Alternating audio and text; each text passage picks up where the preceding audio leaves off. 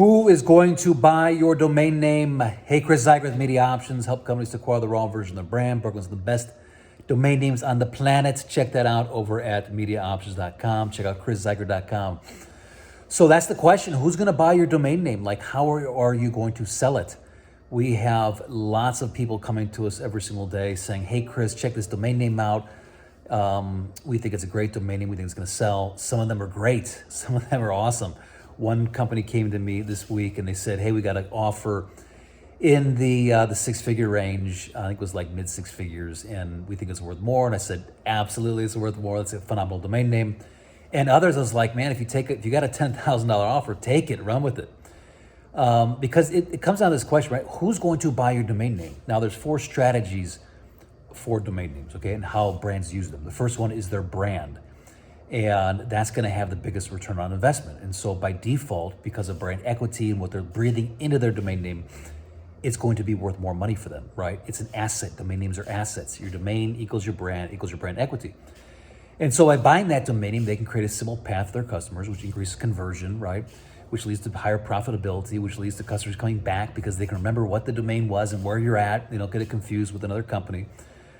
Which is why brands spend money on domain names, because they're assets, and they're assets that sell again, okay? So there's brand, there's sub-brand, marketing, and defensive in nature. Those are the 4 domain strategies. Now, a lot of times people say, well, hey, Chris, like this could be the next big brand. I'm like, well, maybe, but the chances of that, I mean, you have a better chance of winning the lottery than that becoming the next massive, big brand. And but it could be a brand for one of the smaller buyer types, right? So there's 5 different buyer types. I talk about that a lot in my videos. The first one being the hobbyist, then it's kind of your solo entrepreneur, your small business. Then you kind of go regional, national, legacy, then you go viable, scalable, and then serial entrepreneur. So yeah, it could be, but don't get that confused, right? I mean, it's going to be most likely based on what your domain is, one of those small buyer types. And if you have like a marketing campaign domain name, you have to understand that there's many options that are out there. Companies can use a lot of different options for marketing.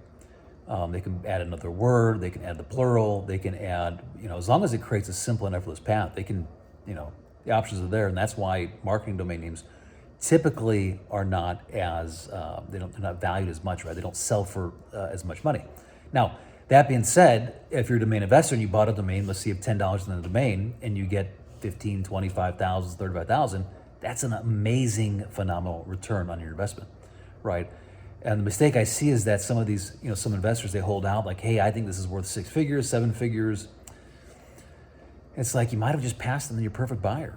You might have passed your perfect buyer. Listen, it's not easy to like figure this out. Now, it is easy in one sense. Like if you have a phenomenal domain name, a one-word domain name, and there's 5 different companies out there, it's easier to figure that out. I do have a blog. You can go over to ChrisZuiker.com.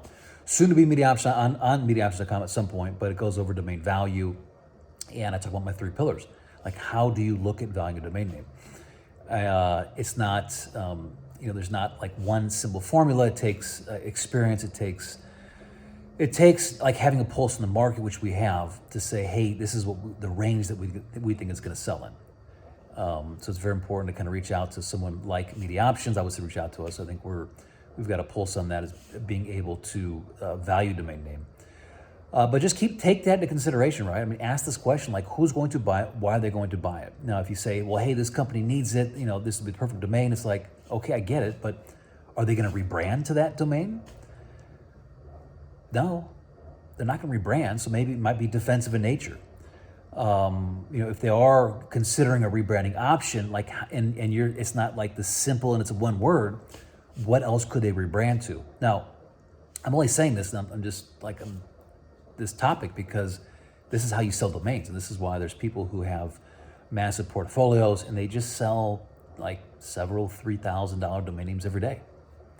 And they just continue to crank it out. They price their domain names for the right buyer based on the value of the domain name, and they sell a portion of their portfolio. Not a big percentage, but they sell their domains, okay, because they understand the 5 buyer types. They understand the 3 pillars. They understand the 4 strategies to using a domain name. So a lot goes into it, and then the fun part begins. Okay, if you have a domain, then you got to actually get it on the radar, because the toughest thing for selling domain names is that companies just don't have the creativity. It's very difficult if you're trying to brand and you're trying to brainstorm ideas to come up with like ideas that work, right? That there's not a trademark infringement, and it's available in the right budget. It's very difficult. And so creativity is one of the hardest things. That's why the first step to selling a domain name is just getting on the radar in a way that doesn't tick them off, that keeps the conversation going, and allows you to continue to kind of get it on there so when the timing is right, it sells.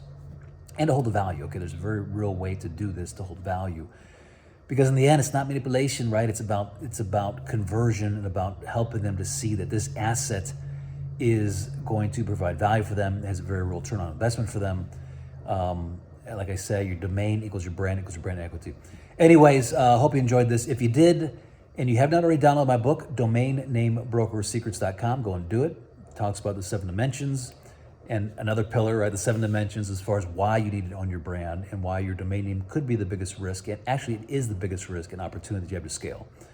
And I go over that detail in these 7 dimensions. So go over to that. It's going to redirect you over to Zuiker, where you can download that book. And if you found value in this, share it up.